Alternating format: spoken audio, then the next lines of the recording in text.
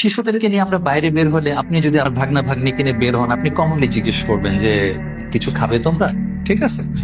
তা আমি ওদেরকে বললাম যে আম্মু কিছু কি খেতে চাও? তো ওরা এমনিও লাজুক স্বভাবের এবং মানে এত লোকের সামনে ওরা জোরে কথা বলেও না। তো আমি হাঁটু গেড়ে বসে ওদেরকে জিজ্ঞেস করছি যে আম্মু তোমরা কিছু খেতে চাও? এখানে ফ্রুটস আছে, জুস আছে, বিস্কুট আছে। আমি নিজে থেকেই বলছি, হ্যাঁ সারাদিন তো এগুলো আমরা পেয়েছি। তো ওরা বললো যে আব্বু আইসক্রিম খাবো।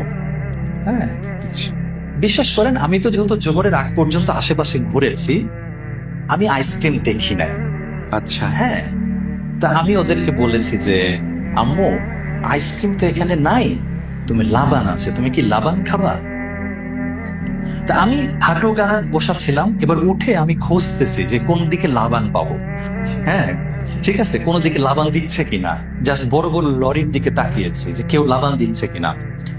ওরা আবারও বললো না আব্বু আইসক্রিমই খাবো। আই ওয়াজ স্টিল লুকিং, আমি দুই পাশে দেখছি।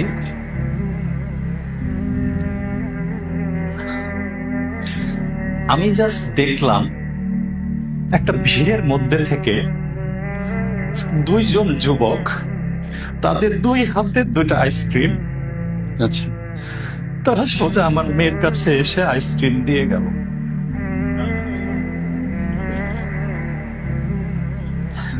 আমি বুঝলাম না এত দূর থেকে ভিড়ের মধ্যে থেকে দুজন আসবে কেন হাতে আইসক্রিম নিয়ে।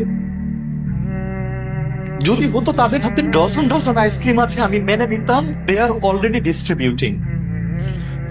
দুইজন লোক, একজনের হাতে একটা আইসক্রিম আর একজনের হাতে আরেকটা ice cream.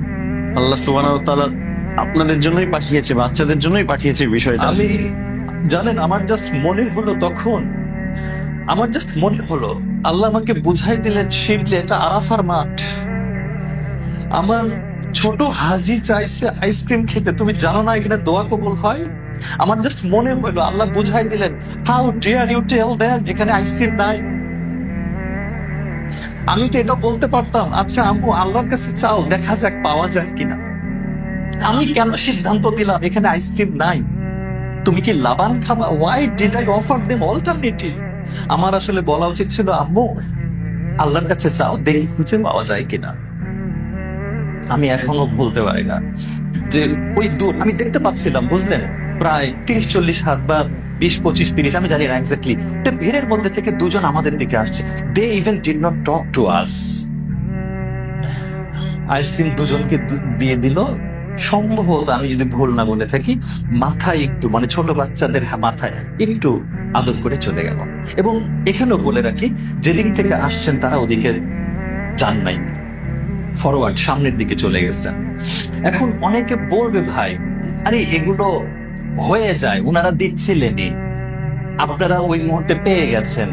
But I don't believe that. আমি এটা বিশ্বাস করি না।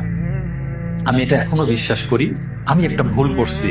আমার মেয়েকে বলছি এখানে আইসক্রিম নাই, তোমরা লাবান খাও, কিন্তু আল্লাহ তাদের দোয়া কবুল করছেন, তাদেরকে দিতেছেন। এবং আমি এখনো এই ঘটনাটা আমার পরিবারকে এবং বিশেষ করে দুই মেয়েকে আমি নার্চার করি। আম্মু don't forget this, Allah is with us. আল্লাহর কাছে চাইলে পাওয়া যায়, আল্লাহই দেন। মানে এই বিশ্বাসগুলো আসলে স্টেবল করা।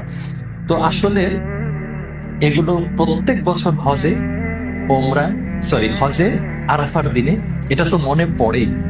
এবং ভাই বিশ্বাস করেন যতবার মনে পড়ে, এই যে আজকেও যেমন আমি একটু ইমোশনাল হয়ে গেছি, আমার এমন একটা দিন যায় নাই যে এই ঘটনা মনে পড়েছে আর আমাদের কান্না আসে নাই। ঠিক আছে, কান্না আসার মতোই বিষয়। সেটাই। তো এটা এখন অনেকে বলবে কামান শিবলি ভাই সামান্য একটা আইসক্রিম নিয়ে আপনারা এত ইমোশনাল হয়ে যাচ্ছেন। No, it's not ice cream only, this is the response of Allah সুবহানাহু ওয়া তাআলা। এটা আইসক্রিম দিয়ে হিসাব করলে এটা তুচ্ছ ঘটনা, কিন্তু যদি আল্লাহর রেসপন্স হিসেবে দেখেন এটা তুচ্ছ ঘটনা নয়। এবং এখানে আমাদের আরেকটা বিশ্বাস রাখতে হবে, এটা আল্লাহ ওয়াদা করেছেন আরাফার দিনের দোয়া কবুল হয়।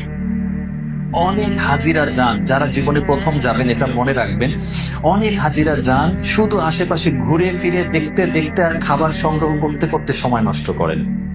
কিন্তু এটা যে দোয়া কবুলের একটা দিন, এটাই যে আপনি আগামী আপনার মানে অনন্ত ভবিষ্যৎ বংশধরদের জন্য যে দোয়া করে যাওয়ার একটা সুযোগ, আপনার ভবিষ্যৎ আপনার অনাগত ভবিষ্যৎ সবকিছু নিয়ে দোয়া করে যেতে হবে, একটা অপরচুনিটি ছাড়া যাবে না।